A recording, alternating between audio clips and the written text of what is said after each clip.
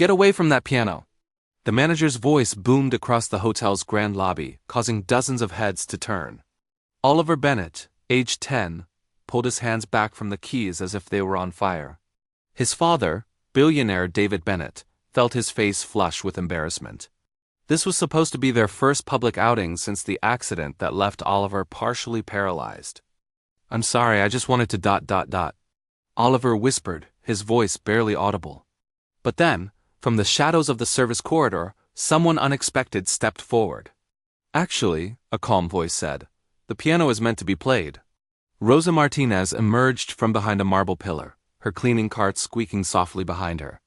At 45, she had worked at the Grand Metropolitan Hotel for 8 years, always invisible, always silent. Until now. Manager Harrison spun around, his face reddening. "Rosa, return to your duties immediately. This is not your concern." But Rosa's eyes were fixed on Oliver, who sat hunched at the piano bench, his small shoulders shaking with humiliation. The boy's hands, scarred from the same accident that had taken his mother 6 months ago, trembled as he tried to close the piano lid. "Wait," Rosa said softly, approaching the bench. "May I?" David Bennett watched in stunned silence as this woman, someone he had never noticed, despite staying at this hotel dozens of times, knelt beside his son. Her uniform was simple, her hands weathered from years of cleaning, but there was something in her eyes that made him pause. "What's your name?" Rosa asked Oliver gently. "Oliver," the boy whispered, not looking up. "Oliver, that's a beautiful name. Did you know Oliver means peace?" Rosa's voice carried a warmth that seemed to calm the entire lobby, and sometimes peace comes through music. Harrison stepped forward aggressively. "Mrs. Martinez, I'm warning you." "Let her talk," David heard himself say, surprising everyone, including himself. Rosa smiled at Oliver. "My grandmother used to tell me that pianos don't care about perfect fingers. They care about honest hearts." She gently guided Oliver's hands back to the keys. "Would you like to show me what your heart sounds like?" What happened next would haunt David Bennett for the rest of his life. Oliver's damaged fingers found the keys with a hesitancy that broke every adult heart in the room. The melody that emerged was simple, imperfect, but achingly beautiful. It was "Twinkle, Twinkle, Little Star," the first song his mother had taught him. But Rosa did something extraordinary. Instead of correcting him or taking over, she began to play a harmony with her left hand, her fingers dancing across the lower keys with a skill that defied everything David thought he knew about hotel cleaning staff. The transformation in Oliver was immediate. His back straightened, his fingers found confidence, and for the first time since the accident, he smiled. Really smiled. "That's impossible," Harrison muttered, watching in disbelief. "She's a cleaning lady, she doesn't know how to—" But his words died as Rosa's playing grew more complex, weaving around Oliver's simple melody with the expertise of someone classically trained. The lobby, which moments before had been filled with awkward tension, now resonated with the most beautiful music David had ever heard. When the song ended, the silence was different. Not uncomfortable, but odd. "How?" David asked, his voice hoarse with emotion. Rosa stood slowly, her hands smoothing down her uniform. "Everyone has a story, Mr. Bennett. Some of us just don't get the chance to tell it." That's when Harrison made his fatal mistake. "Security!" he called out loudly. "I want this woman escorted from the premises immediately. This behavior is completely unacceptable." 2 security guards approached, but David Bennett, one of the hotel's most valued clients and owner of Bennett Enterprises, held up his hand. "Stop!" he commanded with the authority of a man worth $3.2 billion. The guards froze instantly. David looked at Rosa, really looked at her, for the first time. "Who are you?" Before Rosa could answer, Oliver tugged at his father's sleeve. "Dad, she made the music beautiful. Mama would have loved it." The mention of his late wife hit David like a physical blow. Margaret had been the music in their family, the one who had filled their home with piano melodies and laughter. After the accident that took her life and damaged Oliver's hands, their world had become silent. "Rosa Martinez," she said simply, extending a work-worn hand to David, "and I think your son has real talent." Harrison's face was now purple with rage. "Mr. Bennett, I can assure you this woman will be terminated immediately. This kind of insubordination will not be tolerated," David finished, but his eyes remained on Harrison. "You're absolutely right." Rosa's face fell and she nodded with resignation. I understand, sir. I'll collect my things. No, David said firmly. Mr. Harrison, you misunderstood me. Your behavior will not be tolerated. You just humiliated a child and prevented what was clearly a moment of healing. You're fired. The lobby erupted in murmurs. Harrison's mouth opened and closed like a fish out of water.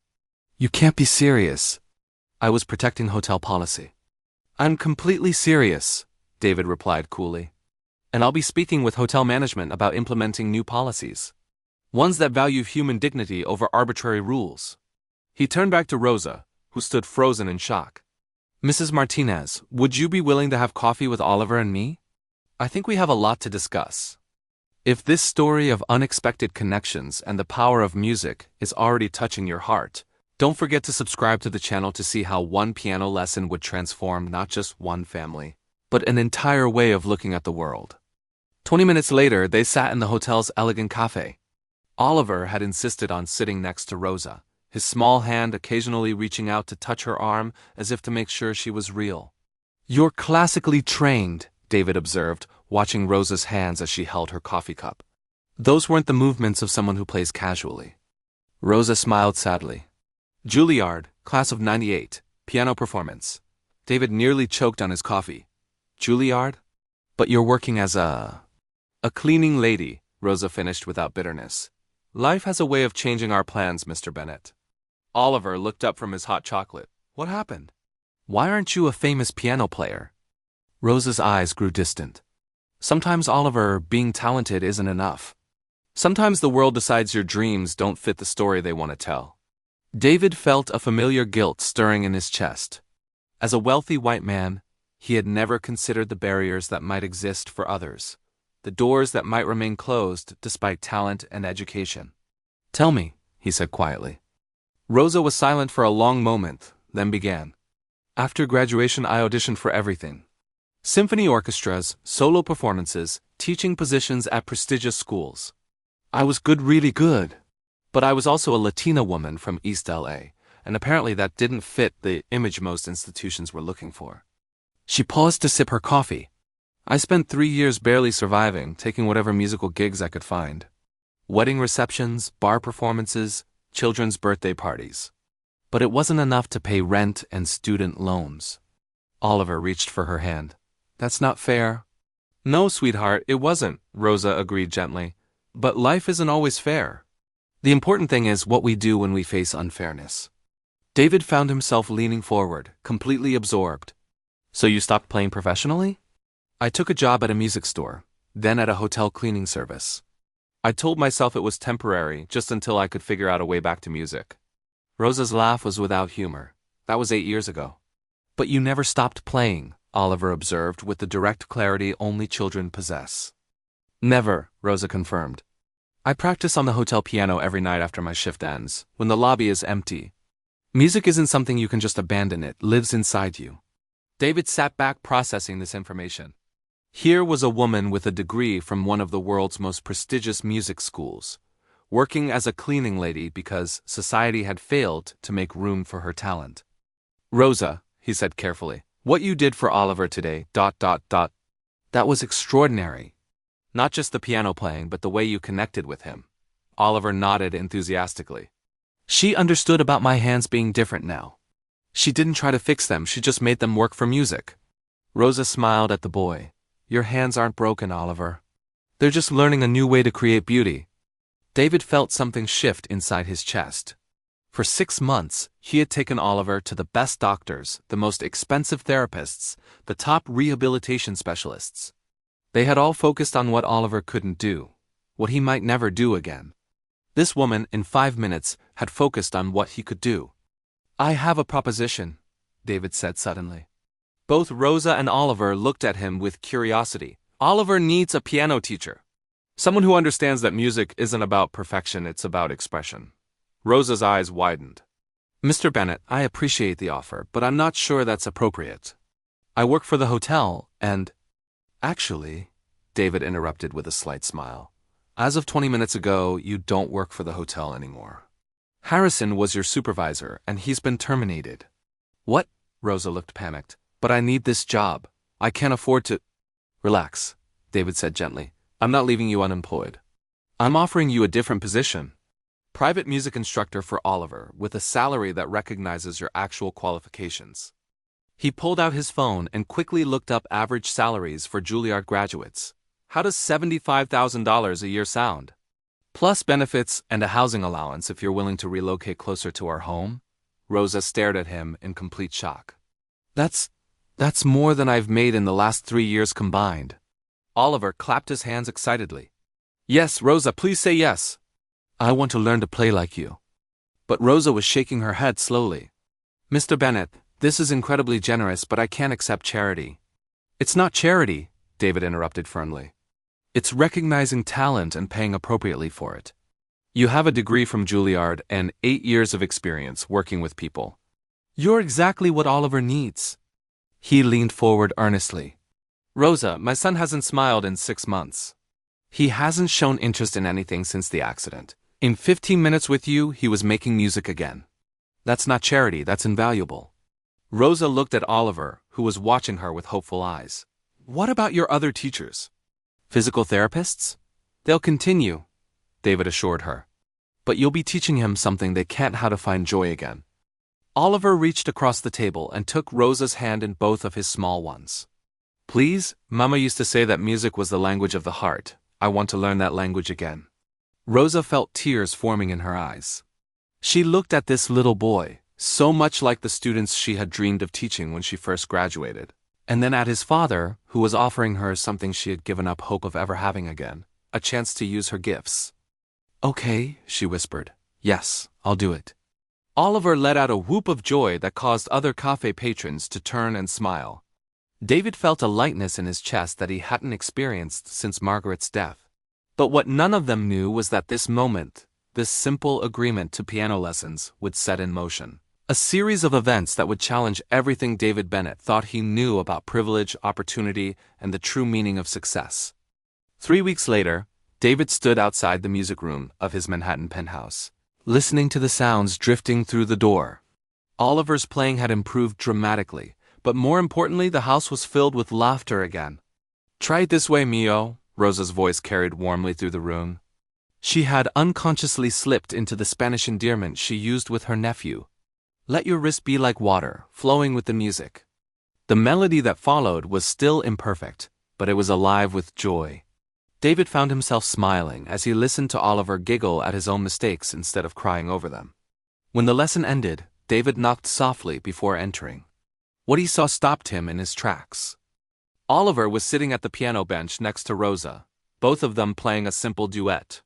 But more than that, Oliver was animated in a way David hadn't seen since before the accident. His hands moved confidently across the keys, and his whole body swayed with the rhythm. Dad! Oliver called out excitedly. Listen to this. Rosa taught me how to play with feeling instead of just playing the right notes. David sat down in a nearby chair, genuinely curious. Show me what you mean. Oliver positioned his hands on the keys and played Twinkle, Twinkle, Little Star, exactly as written, technically correct, but emotionally flat. Then he played it again, this time with slight variations in tempo and dynamics, tiny imperfections that somehow made it infinitely more beautiful. The first way is right, Oliver explained seriously. The second way is true. David looked at Rosa with amazement. How did you teach him that? Rosa smiled. I didn't teach him anything he didn't already know. I just helped him trust what he felt instead of fearing what he couldn't do perfectly. That's when David noticed something else. Scattered around the music room were papers, not just sheet music, but what looked like lesson plans, developmental progressions, and detailed notes about Oliver's progress. What are all these? He asked, picking up a folder. Rosa looked slightly embarrassed. I've been developing a curriculum, based on Oliver's specific needs, but also, well, there might be other children who could benefit from this approach. David opened the folder and found himself looking at a comprehensive program for teaching music to children with physical disabilities. The methodology was sophisticated, the progression carefully planned, and the attention to emotional as well as technical development was unlike anything he had seen in traditional music education. Rosa, this is extraordinary. How long have you been working on this? Since our second lesson, she admitted. Oliver inspired me to think about how music education could be more inclusive, more focused on each child's unique abilities rather than trying to fit everyone into the same mold. Oliver bounced excitedly on the piano bench. Rosa says music is for everyone, not just people with perfect hands. David studied the documents more carefully. What he was looking at wasn't just a teaching method. It was a revolutionary approach to music education that could help countless children. Have you thought about implementing this more broadly? He asked. Rosa laughed softly. Mr. Bennett, I'm a former cleaning lady who teaches one little boy. I don't exactly have the resources to start an educational revolution. David looked at her seriously. But I do. The room fell silent except for the soft ticking of the antique clock on the mantel. What do you mean? Rosa asked cautiously. I mean, David said, his mind already racing with possibilities, that what you've created here deserves to reach more children. A lot more children. He stood up and began pacing, a habit he had when his business mind was fully engaged.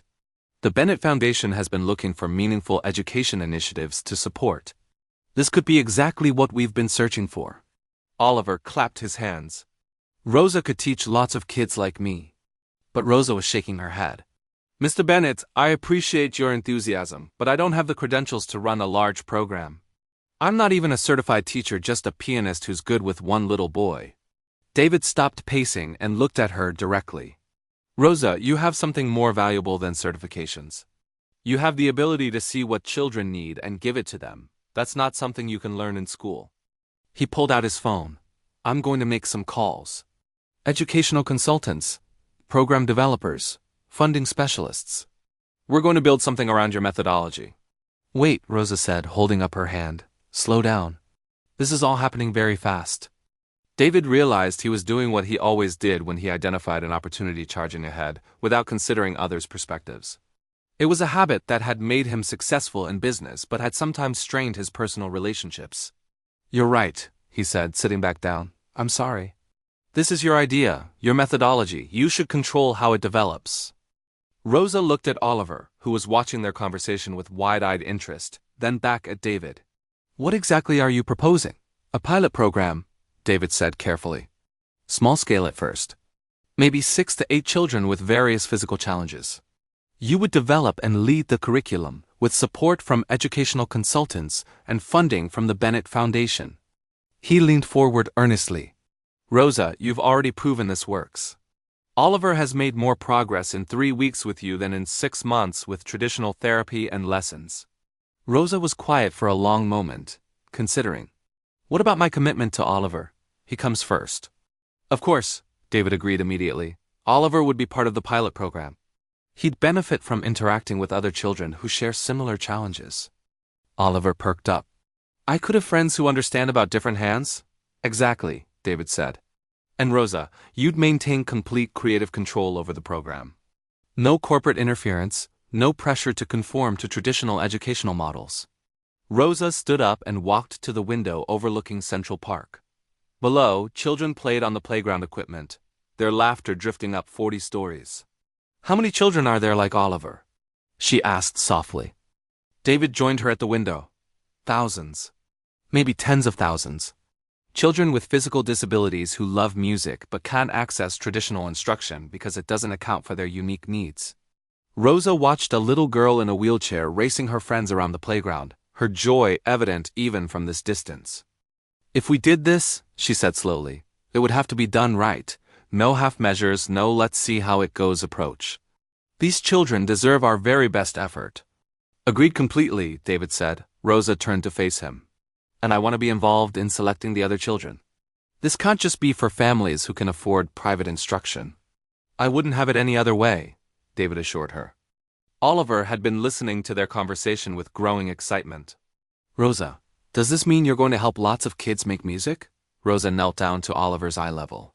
What do you think, Mio? Should we share what we've learned together? Oliver nodded enthusiastically. Yes, but I still get to be your student too, right? Always, Rosa promised, hugging him. You're the one who taught me that music isn't about perfect fingers, it's about perfect hearts. David watched this interaction and felt something shift fundamentally in his understanding of success. For years, he had measured achievement in dollars and acquisitions. But watching Oliver's face light up as he talked about sharing music with other children, Seeing Rosa's eyes sparkle with the possibility of reaching more students, David realized he was witnessing something far more valuable than any business deal he had ever closed. 6 months later, the Bennett Center for Adaptive Music Education occupied an entire floor of a converted warehouse in Brooklyn. The space was designed specifically for children with various physical challenges, with adjustable instruments, specialized seating, and technology that allowed children to create music regardless of their physical limitations. Rosa stood in the main performance hall, watching 12 children aged 6 to 14 prepare for their first recital. Each child had a different set of challenges. Some used wheelchairs, others had limited use of their hands, one was recovering from a brain injury that affected his motor skills. But every single one of them was making music. "Places, everyone," Rosa called out, her voice carrying the authority and warmth that had made her a natural teacher. "Remember, this isn't about playing perfectly. It's about sharing your hearts through music." In the audience, parents sat with tears in their eyes. Many had been told their children would never be able to participate in traditional music programs. Some had been advised to focus on more realistic activities. David sat in the front row next to Oliver, who was now performing as one of the advanced students in the program. The boy's hands had healed remarkably well, but more importantly, his spirit had healed completely. "Nervous?" David whispered to his son. Oliver grinned, excited. "Rosa says the best performances come from excited hearts, not perfect fingers." As the lights dimmed and the first notes filled the air, David reflected on the journey that had brought them here. It had started with a moment of humiliation in a hotel lobby, a moment when his son had been told he didn't belong. Now Oliver was part of a community of children who all belonged, who all had gifts to share, who all understood that music was bigger than any physical limitation. The performance was extraordinary, not because it was technically perfect, but because it was authentically joyful. Children who had been told they weren't musical enough, weren't coordinated enough, weren't normal enough, filled the hall with the most beautiful music David had ever heard. During intermission, a reporter from the local news station approached David.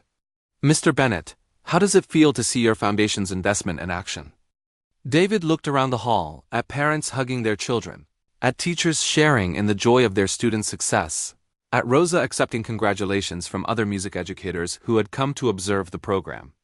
"This isn't my foundation's investment," David replied honestly. "This is one remarkable woman's vision made real. I just had the privilege of providing resources." The reporter pressed further. "But surely you must feel proud of the role you played in creating this program."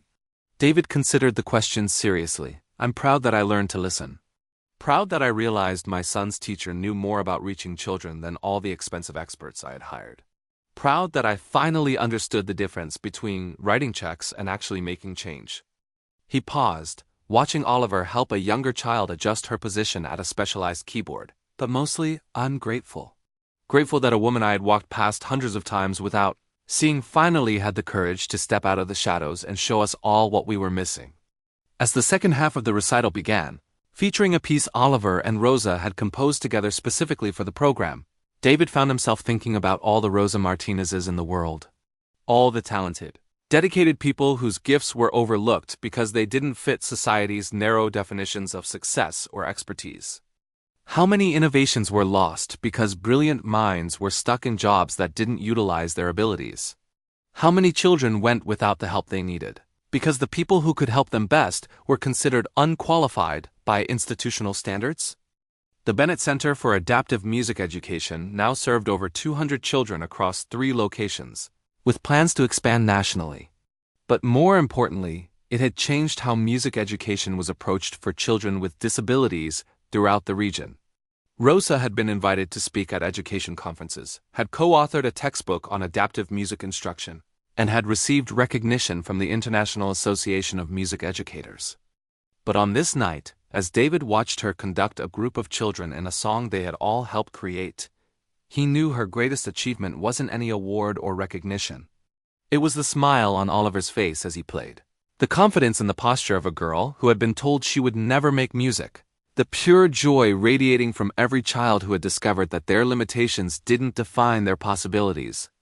After the recital, as families mingled and celebrated, Rosa approached David. "Thank you," she said simply. David shook his head. "I should be thanking you. You gave my son his life back. We gave each other opportunities, Rosa corrected gently. You taught me that sometimes the people with the most resources are the ones most willing to listen and learn. Oliver ran up to them, still glowing from his performance. Dad, Rosa, did you hear how we sounded? We were like ... Like music, Rosa finished with a smile. Like perfect music, Oliver corrected. Not perfect notes, but perfect feelings. David looked at his son, then at Rosa, then at the room full of families whose lives had been transformed by one woman's refusal to let talent be wasted or children be overlooked.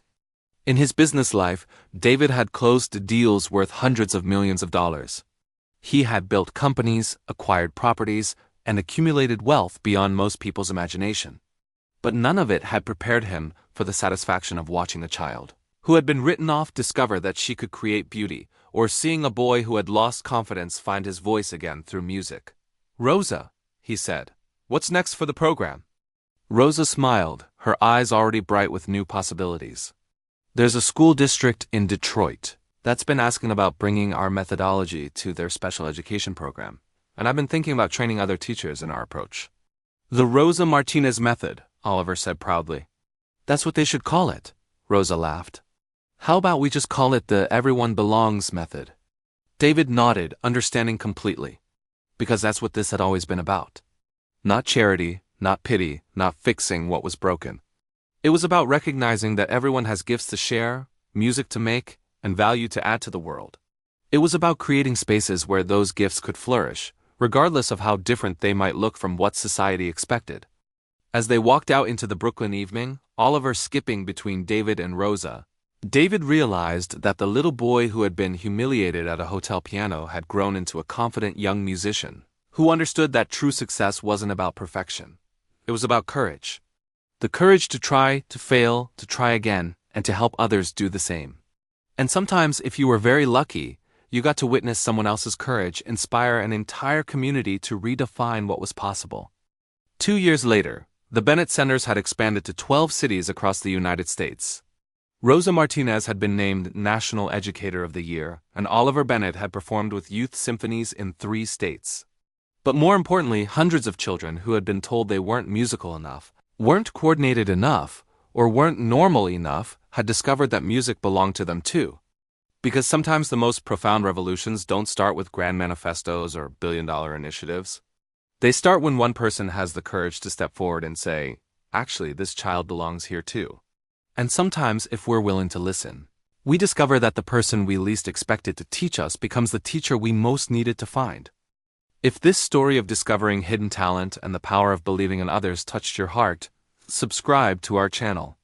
Because we believe that the most important lessons in life often come from the people we're not yet wise enough to notice until someone has the courage to step out of the shadows and show us what we've been missing.